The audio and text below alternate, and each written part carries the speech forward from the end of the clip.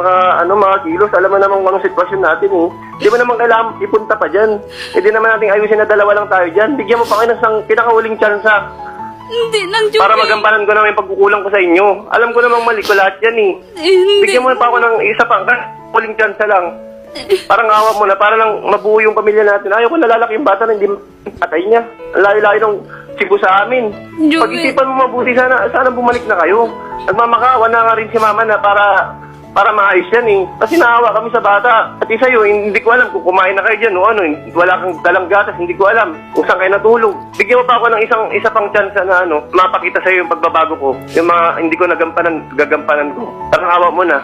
Joel, di ba humingi ka ng sorry sa akin, pero ginawa mo pa rin sa akin. Sabi ko sa'yo, ayoko, pero pinipilit mo pa rin ako, alala mo yon? Anong ginawa mo sa akin? Kahit ayaw ko sa'yo, pero pinipilit mo pa rin ako makipagtalik.